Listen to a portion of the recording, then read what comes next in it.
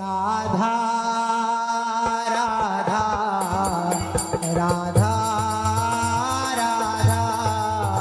राधा राधा राधा राधा श्री राधा राधा राधा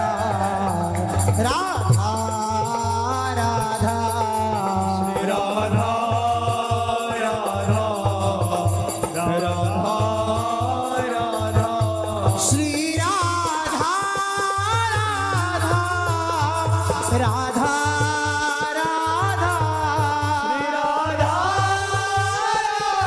श्री राधा राधा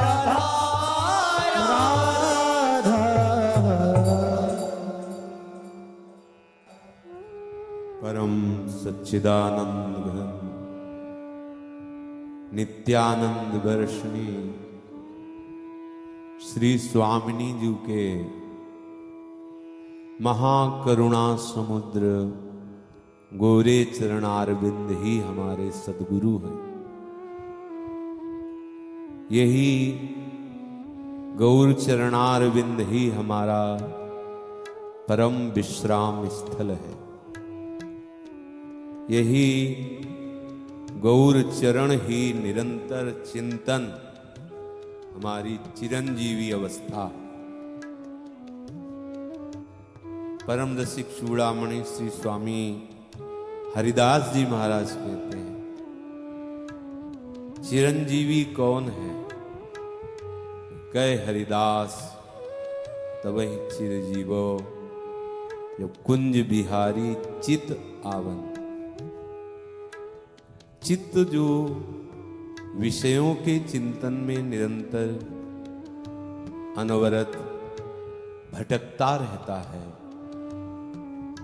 मनुष्य शरीर प्राप्त करके इस चित्त को यदि चित्त के अधिष्ठात्र देवता भगवान वासुदेव,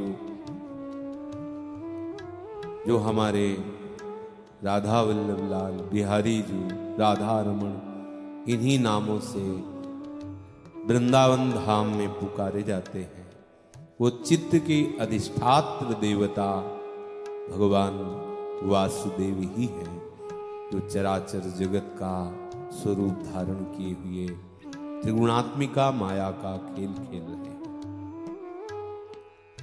जीवन उसी का धन्य है। ध्रुवदास जी कह रहे, धन्य धन्य धन्य तेई जे इनके उपास। किनके? गौरांगी सहजानंद वर्षिणी श्री स्वामिनी जी के नाम का सदैव चिंतन, उनके रूप का चिंतन, उनकी लीलाओं का गायन, उनके श्री चरणों की सेवा की वृत्ति से निरंतर उत्साहित रहना। प्रेम सहित हुलसात सेवा श्यामा श्याम की जय, मन ही भांति दिन दिन प्रति अनुराग से। ये धन्य धन्य धन्य तेज इनके उपास, केवल इनके जो उपास, इनके अनंत नाम है, अनंत रूप है, अनंत धाम है, अनंत लीला है।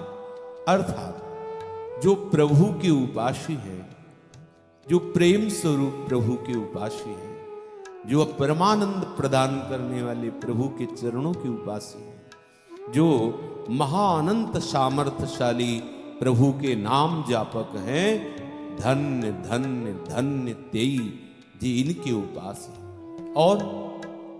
और सुख देखियत जहां लगे, सुनियत तहां लगे, सबे दुख पाश। जितने भी और सुख हैं जो तुम्हारे देखने में आते हैं, या तुम्हारे सुनने में आते हैं, या तुम्हारे पढ़ने में आते हैं, वो सब क्या है? ध्रुवदास जी कह रहे हैं, और सब दुख पास है। ये दुख की पाश है। दुख योनयः दुखालयम, इस दुखालय में वही धन्य है। नाम प्रसंग कहे तो उपदेश, जहाँ यहाँ धर्म धन्य सो देश, धन्य सो कुल जेहि जन्म भयो, धन्य सो तात धन्य सो माय, संतत सकल सुनो चितलाए, श्री हरिवंश प्रताप जस। जो सदैव नाम का चिंतन करते हैं, सदैव नाम का कीर्तन करते हैं, एक एक श्वास में निरंतर नाम रूपी धन का, परम धन का संग्रह करते हैं। बोले धन्य है वो उपासक जहां जन्म लिया, उस देश को हम धन्य कहते हैं। सेवक जी महाराज धन्य कहते हैं, महादेव जी उस कुल को धन्य कहते हैं। सो कुल धन्य उमा सुन, जगत पूज्य सुखी। संपूर्ण जगत का वंदनीय वो कुल है, परम पावन कुल है, जिसमें भगवान का विनयावनत सरल नाम जापक प्रेमी भक्त प्रकट हुआ। नाम प्रसंग कहत उपदेश, जो नाम खुद जपते हैं और दूसरों को नाम जप करने की प्रेरणा देते हैं, ऐसे प्रेमी महाभागवत जन जिस देश में जन्म लेते हैं, वो देश धन्य हो जाता है। इसलिए भारत भूमि जैसा विश्व ब्रह्मांड में कोई देश नहीं, क्योंकि इसमें स्वयं बड़े बड़े भक्तों को प्यार देने वाले भगवान प्रकट हुए और भगवान को प्यार में बांध लेने वाले महाभागवत संत जन, रसिक जन, प्रेमी भक्त जन प्रकट हुए। नाम जापक उपासक की मां धन्य है, उसने 9 मास गर्भ में धारण किया। उस भक्त को जो निरंतर नाम जप करता है, तो उसकी मां की कोख धन्य है। वो मां धन्यवाद की पात्र हो गई। इन रसिक शेखरों की धन्यवाद पात्र। वो पिता धन्य है, जिसके अंश से ऐसा बालक प्रकट हुआ जो निरंतर नाम जप करता है। कुल, देश, पिता, माता सब धन्य हो जाते हैं। तो फिर उसके स्वयं के धन्य होने में क्या संशय। इसीलिए ध्रुव जी कह रहे धन्य धन्य धन्य 3 बार कहा। जो से भूतकाल में गलतियां हो गई, सब बराबर धन्य हो गया।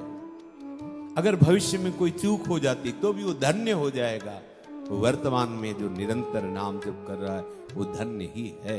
धन्य धन्य धन्य, भूत भविष्य वर्तमान तीनों उसके धन्य हो। धन्य धन्य धन्य तेई बस जिनकी उपासना, जिनकी उपासना में लगे हुए, जीवन जन्म मृत्यु सब धन्य हो जाती है। उपासक का मृत्यु महोत्सव हो जाता है। पशुओं की तरह वो नहीं मरता, सुअर कुत्ते की तरह वो नहीं मरता, उसका मरना महोत्सव हो जाता है। पर इस महोत्सव को सब लोग नहीं देख सकते। क्या महोत्सव होता है? जब कोई नाम जापक पधारता है तो उसका इष्ट मंडल पूरा पधारता है, उसके समीप आता है।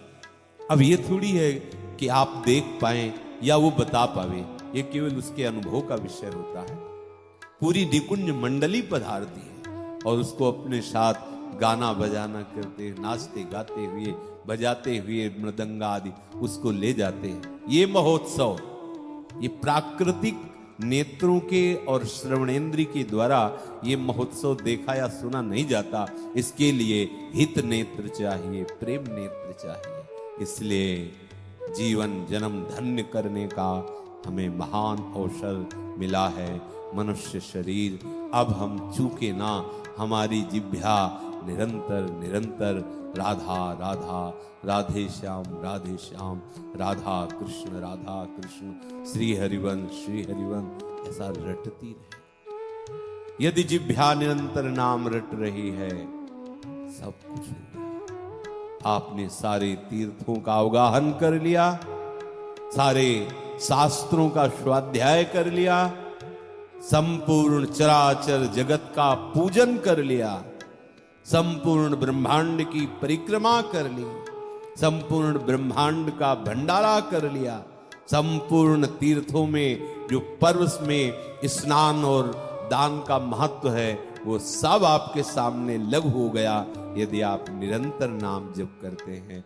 इसलिए सब लोग अपने जन्म, जीवन और मृत्यु सबको सार्थक करने के लिए प्रियालाल के नाम का निरंतर जप करें, कीर्तन करें, स्मरण करें और उनकी सेवा में ही रहें।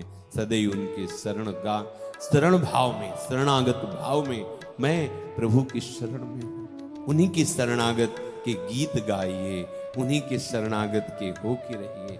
जो उनके शरणागत हैं उनके हो के रहिए तो आपका चित्त सदैव दैन्य रहेगा।